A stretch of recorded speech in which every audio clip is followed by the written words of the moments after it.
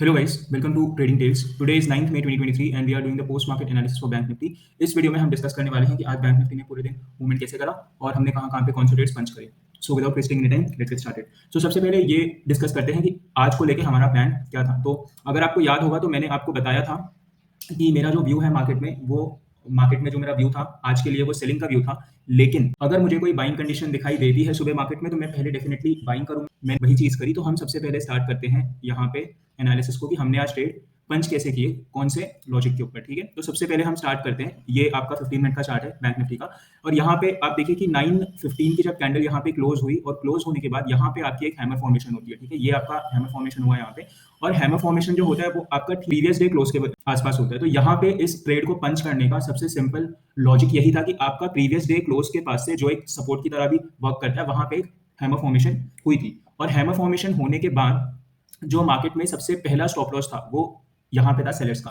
तो मैंने ये ट्रेड पंच किया था विद अ व्यू कि यहाँ से मार्केट एक फास्ट मूव देके इन सेलर्स का स्टॉप लॉस खा सकते हैं. लेकिन जब मैंने यहाँ पे ट्रेड पंच किया और यहाँ पे ट्रेड पंच करने के बाद जब आपका मार्केट यहाँ कहीं पे था, जब आपका मार्केट देखिए यहाँ पे आपका 15 मिनट का चार्ट है, तो मैं इसको जूम करता हूँ और मैं आपको ये चीज बताता हूँ कि ये ट्रेड मैंने फिर कैरी कैसे किया आगे. यहाँ पे आपकी हैमर कैंडल बनी और यहाँ पे हमारी एंट्री बन जा रही थी. ठीक है, तो मैं यहाँ पे आपको एक बार इसकी एंट्री भी दिखा देता हूँ, स्टॉप लॉस भी दिखा देता हूँ. यहाँ पे हमारा जो कुछ स्टॉप लॉस बन रहा था वो हमारा स्टॉप लॉस बन रहा था 120 पॉइंट्स का और टारगेट कुछ डिफाइंड नहीं था. बिकॉज तो यहाँ पे जो हमारा स्टॉप लॉस बन रहा था वो 120 पॉइंट्स का बन रहा था. मतलब आप ऑप्शंस में इसको देखेंगे तो ये 60 पॉइंट्स का स्टॉप लॉस बन रहा था और वहां पे 60 पॉइंट्स के हिसाब से आपको अप्रोक्सीमेटली कुछ 1300 से 1500 का लॉस आपका यहाँ पे पर लॉट बन रहा था. ठीक है, तो ये हमारा हो गया स्टॉप लॉस का बात. उसके बाद यहाँ पे एंट्री लेने के बाद मार्केट ने फर्स्ट कैंडल बनाया, नेक्स्ट कैंडल बनाया, यहाँ पे मार्केट ने एक शूटिंग स्टार टाइप कैंडल बनाई और यहाँ पे रेजिस्टेंस भी आ रहा था. मैंने सुबह ही 9:30 के अराउंड जब ये वाली कैंडल क्लोज हुई मैंने तभी बोल दिया था कि मार्केट जो है वहां से एक शार्प मूव दिखा सकता है क्योंकि यहाँ पे प्रीवियस डे क्लोज था और मार्केट यहाँ से सपोर्ट ले सकता था. वही चीज हुई, यहाँ पे सपोर्ट लिया मार्केट ने और सपोर्ट लेने के बाद मार्केट धीरे धीरे मूव कर रहा था. लेकिन ये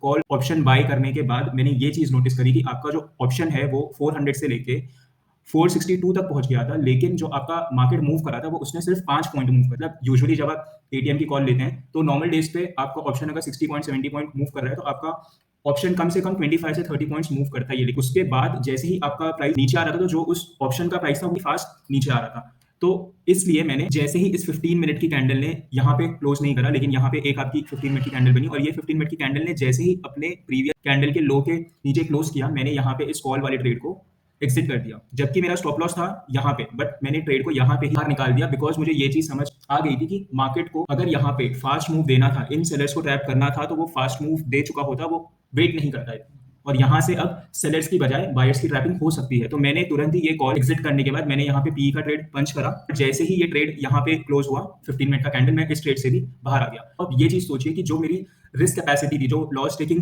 कैपेसिटी थी वो थी पर लॉट 1500 की बट मैंने 175 में कर दिया लॉस को. ठीक है, उसके बाद मैंने एक काउंटर ट्रेड भी लिया इस लॉस को रिकवर करने के लिए बट वो ट्रेड फेल हो गया और वो ट्रेड फेल होने के बाद भी जो मेरा लॉस आया था सेकंड ट्रेड पे वो 250 रुपीज आया था पर लॉट.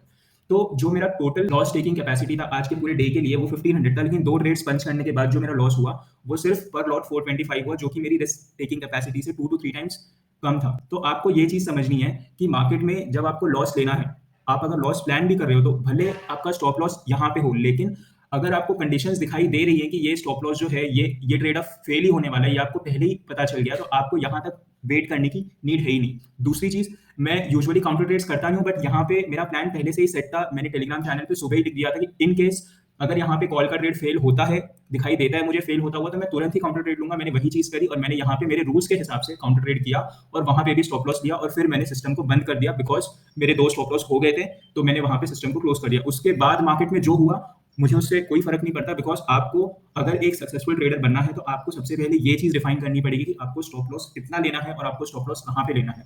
मान लीजिए कि मैंने वो चीज नहीं करी होती, आज मैंने यहाँ पे ट्रेड पंच करा और मैं लालच में बैठा होता कि ठीक है यहाँ पे बाइंग आ रही है और यहाँ पे इसने ये 500 वाले जो जोन है उसको ब्रेक कर दिया और ये यहाँ से अब ऊपर ही जाने वाला है बिकॉज ये सेलर्स का यहाँ पे स्टॉप लॉस हो गया. लेकिन यहाँ पे समझने वाली बात ये थी कि अगर मार्केट को यहाँ पे स्टॉप लॉस लेना होता सेलर्स का तो वो पहले ही ले चुका होता बहुत ही फास्ट मूव करके, वो इतना वेट नहीं करता धीरे धीरे. और आप अगर चार्ट पे जाके देखेंगे तो 43,400 का जो कॉल ऑप्शन है वो यहाँ से यहाँ तक जब उसने मूव करा था उसमें सिर्फ 20 पॉइंट मूवमेंट हुई थी, लेकिन जो आपका ऑप्शन है वो 100 पॉइंट मूव कर गया था. तो मतलब आज मार्केट में मोमेंटम था ही नहीं. और आप अगर ऑप्शन बाइंग कर रहे हो तो भले आपका डायरेक्शन सही हो, बट वो एक फास्ट मूव नहीं दे रहा है, तो वहां पे आपको पैसे मिलने वाले हैं ही नहीं। आपको डायरेक्शन के साथ मोमेंटम भी चाहिए। तो अगर आप देख रहे हो कि आपका डायरेक्शन सही है लेकिन आपका मोमेंटम ब्रेक हो रहा है, तो मतलब वहां से आपका ट्रेंड रिवर्स कर सकता है। और वही सेम चीज हुई मार्केट ने यहाँ पे आने के बाद डे हाई पे इन सारे बायर्स को ट्रैप करा, और ट्रैप करने के बाद यहाँ पे ये जितने भी लोग थे जिनका स्टॉप लॉस यहाँ पे था, उन सबका स्टॉप लॉस हिट करने के बाद मार्केट ने यहाँ पे नीचे क्लोज कर दिया।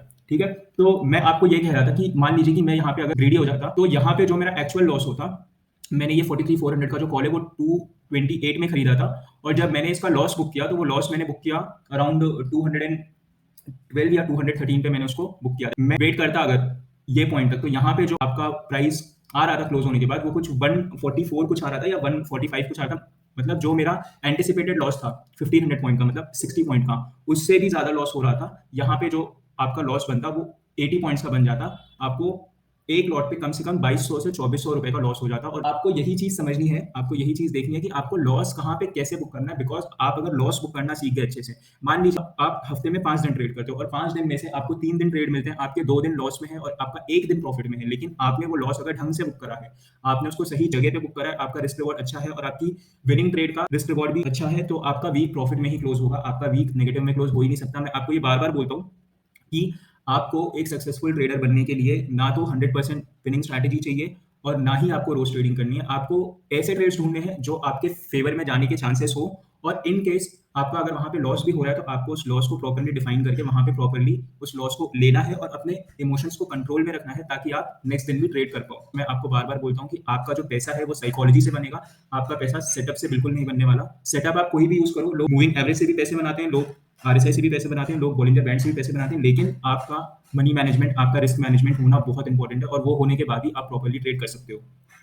ठीक है, तो अभी हम बात कर लेते हैं कि कल को लेके मेरा व्यू क्या है मार्केट में और हम कहाँ पे ट्रेडिंग कर सकते हैं कल। ठीक है, तो हम सबसे पहले चार्ट को थोड़ा सा छोटा कर लेते हैं और इसको हम थोड़ा सा और जूम आउट कर लेते हैं। तो देखिए यहाँ पे आपको एक रेजिस्टेंस जोन दिखाई दे रहा है, एक आपको पहला रेजिस्टेंस जोन यहाँ पे दिखाई दे रहा है, और दूसरा जो इमीडिएट रेजिस्टेंस है वो आपको यहाँ पे दिखाई दे रहा है। लेकिन मेरे लिए जो सबसे इंपॉर्टेंट रेजिस्टेंस जोन है वो ये वाला है।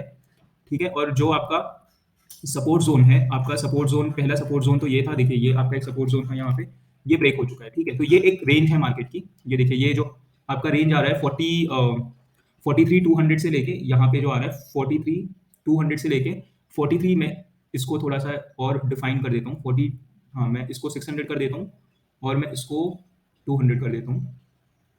ओके ओके, यहाँ पे 200। ठीक है, तो देखिए यहाँ पे हमारा व्यू बहुत सिंपल है कि मार्केट ने ऑलरेडी 43,200 के नीचे क्लोज कर दिया है। मतलब जितने भी लोगों का स्टॉप लॉस होगा यहाँ पे, वो स्टॉप लॉस उनका हिट हो चुका है, और हिट होने के बाद एक 15 मिनट की कैंडल ने यहाँ पे क्लोज कर दिया है, विच मीन्स कि यहाँ से सेलिंग कंटिन्यू हो सकती है मार्केट में। कहाँ तक? ये जो आपका सपोर्ट जोन है यहाँ तक आपकी सेलिंग कंटिन्यू हो सकती है, बिकॉज आपका यहाँ पे एक स्ट्रॉन्ग सपोर्ट है, यहाँ से प्राइस ने वापस बाउंस बैक किया हुआ है।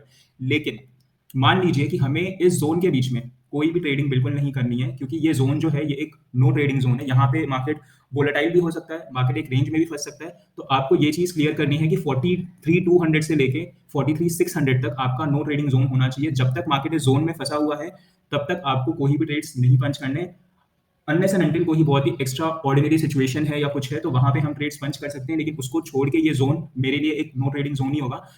सेलिंग के लिए मैं 43,200 के नीचे इंटरेस्टेड हूँ और बाइंग के लिए मैं 43,600 के ऊपर ही इंटरेस्टेड हूँ।